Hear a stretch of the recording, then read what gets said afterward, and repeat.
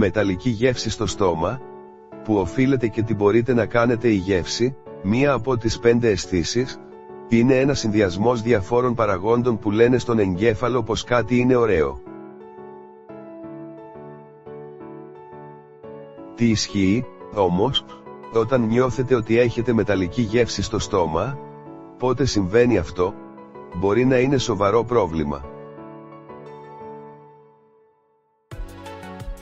Με τις χιλιάδες πληροφορίες που στέλνει η γλώσσα στον εγκέφαλο, εκείνος κατηγοριοποιεί την γεύση σε γλυκό, ξινό, αλμυρό, πικρό και αλμυρό. Επειδή υπάρχουν πολλοί παράγοντες που εμπλέκονται στην αίσθηση της γεύσης, οι διαταραχές της γεύσης μπορεί να είναι αποτέλεσμα διαφόρων συνθηκών ή οργανικών ανισορροπιών. Η μεταλλική γεύση, η δυσγευσιά, μπορεί να συμβεί καθώς το σώμα ανταποκρίνεται σε μια ξένη ουσία. Μπορεί επίσης να είναι ένα προειδοποιητικό σημάδι άλλων προβλημάτων υγείας. Τι προκαλεί μια μεταλλική γεύση?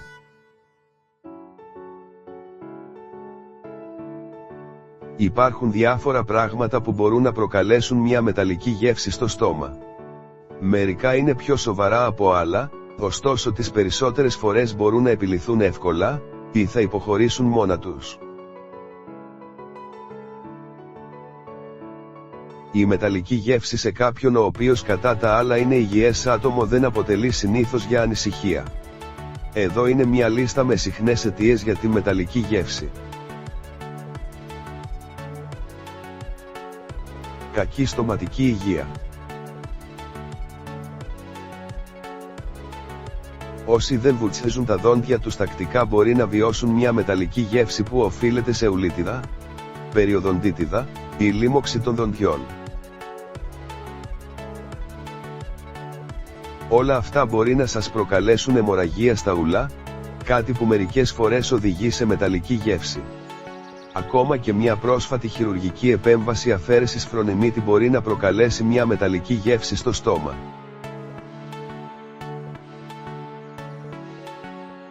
Προβλήματα στην ειρηνική οδό. Επειδή οι αισθήσεις της όσφρησης και της γεύσης είναι τόσο στενά δεμένες μεταξύ τους, τυχόν προβλήματα στους παραρριναίους κόλπους, τα κυλώματα γύρω από τη ειρηνική οδό, μπορεί να επηρεάσουν την αίσθηση της γεύσης σας. Μόλις τα προβλήματα στους ειρηνικούς κόλπους υποχωρήσουν, το ίδιο θα κάνει και η μεταλλική γεύση στο στόμα. Αυτά τα προβλήματα είναι πολύ κοινά σε γενικές γραμμές και συνήθως περιλαμβάνουν τα ακόλουθα αίτια. Κοινό κρυολόγημα, μόλυνση ειρηνικών κόλπων, αλλεργίες, ειρηνική πολύποδες, λίμωξη του μέσου οδός και άλλες λοιμώξεις του ανώτερου αναπνευστικού, πρόσφατη χειρουργική επέμβαση μέσου οδός. Συνταγογραφούμενα φάρμακα.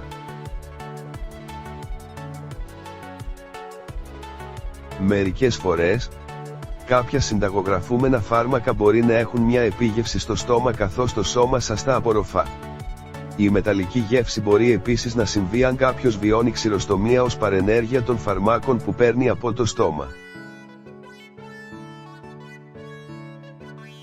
Ορισμένα κοινά φάρμακα που είναι γνωστό ότι προκαλούν μια μεταλλική γεύση περιλαμβάνουν αντιβιωτικά, αντικαταθλιπτικά και άλλα ψυχιατρικά φάρμακα, φάρμακα για την πίεση του αίματος, φάρμακα για το γλαύκομα, αντιμικητιασικά φάρμακα, στεροειδή, επιθέματα νικοτίνης, διουρητικά φάρμακα, αντιισταμινικά φάρμακα, φάρμακα για την οστεοπόρωση. Βιταμίνες. Ορισμένες βιταμίνες με βαρέα μέταλλα, όπως ο χαλκός, ο ψευδάργυρος, το χρώμιο μπορεί να είναι η αιτία της μεταλλικής γεύσης στο στόμα. Προγεννητικές βιταμίνες, σίδηρος και συμπληρώματα ασβεστίου μπορεί επίσης να οδηγήσουν στο ίδιο πρόβλημα. Η μεταλλική γεύση υποχωρεί, καθώς το σώμα απορροφά τις βιταμίνες, αλλά είναι σόφρο να βεβαιωθείτε ταυτόχρονα ότι έχετε πάρει την κατάλληλη δόση από κάποια βιταμίνη. Εγκυμοσύνη.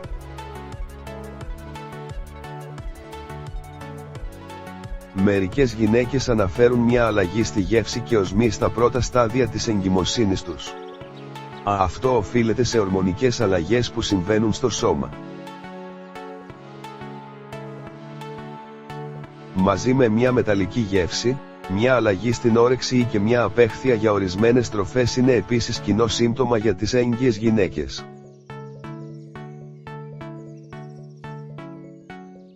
Άνοια. Τα άτομα με άνοια μπορεί μερικές φορές να βιώσουν αλλαγές στην αίσθηση της γεύσης και να έχουν μεταλλική γεύση στο στόμα. Οι γευστικές απολύξεις στη γλώσσα στέλνουν διαρκώς σήματα στον εγκέφαλο και αλλαγές στη γεύση μπορεί να προκύψουν, εάν κάποιο μέρος του εγκεφάλου δεν λειτουργεί σωστά. Άλλες αλλεργίες. Μερικές αλλεργίες προκαλούν προβλήματα στους ρηνικούς κόλπους, το οποίο εν συνεχεία προκαλεί τη μεταλλική γεύση στο στόμα.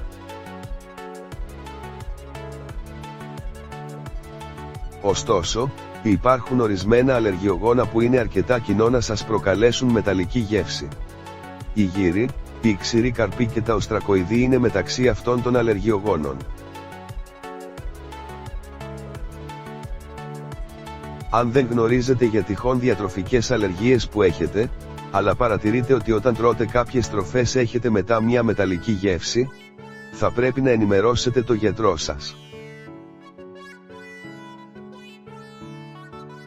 Νεφρική ανεπάρκεια. Η νεφρική ανεπάρκεια είναι μια από τις πιο σοβαρές αιτίες δυσγευσίας. Η μεταλλική γεύση είναι αρκετά συχνή σε άτομα με διαβήτη, ο οποίος μπορεί στη συνέχεια να οδηγήσει σε νεφρική ανεπάρκεια. Περίπου το 30% των ασθενών με διαβήτη τύπου 1 και το 10-40% των ασθενών με διαβήτη τύπου 2 θα πάθουν εν τέλει νεφρική ανεπάρκεια, σύμφωνα με το Αμερικανικό Εθνικό Ίδρυμα Νεφρού.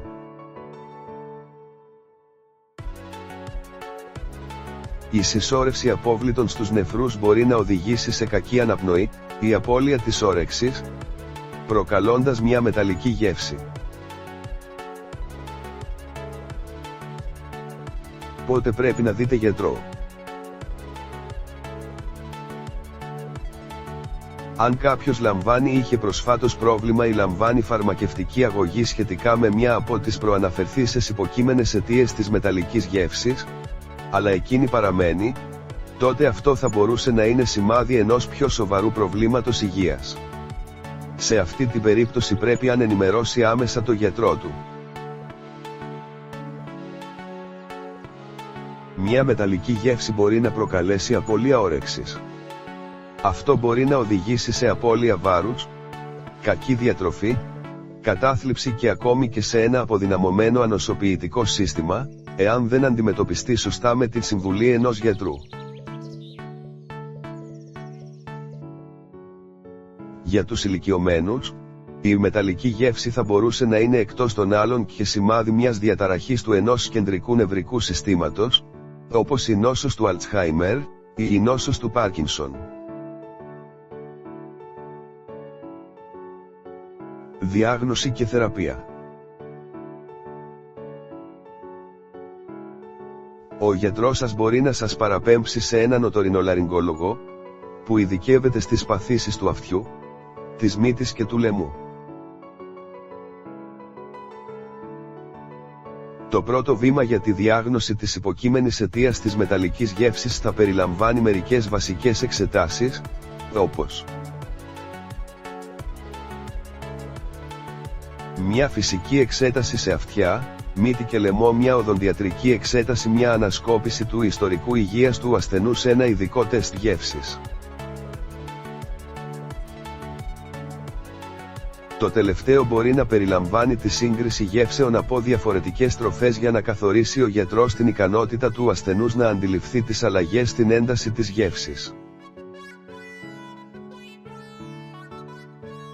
Αν ο ειδικός πιστεύει ότι η μεταλλική γεύση είναι αποτέλεσμα από πρόβλημα στα νεύρα στο στόμα ή στο κεφάλι, μπορεί να ζητήσει να κάνετε και ακτινογραφία.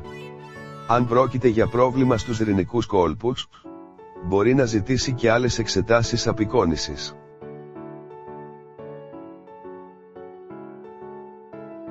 Ανάλογα με την τελική διάγνωση, ο γιατρός μπορεί να συνταγογραφήσει φάρμακα για να ανακουφίσει τη μεταλλική γεύση. Αν υποψιάζετε ότι έχετε μια πιο σοβαρή κατάσταση, μπορεί να σας παραπέμψει σε άλλο ειδικό, να οργανώσει περισσότερες εξετάσεις, ή να συνταγογραφήσει φάρμακα για την υποκείμενη αιτία. Τι μπορείτε να κάνετε για να μειώσετε τη μεταλλική γεύση στο στόμα? Σε γενικές γραμμές μπορείτε να πίνετε περισσότερο νερό, εκτός αν η υποκείμενη αιτία είναι η νεφρική ανεπάρκεια. Δοκιμάσετε διάφορα μπαχαρικά και στο φαγητό σας. Αποφύγετε το κάπνισμα. Βουρτσίζετε τα δόντια τους πάντα μετά το φαγητό. Μασάτε τσίχλα χωρίς ζάχαρη.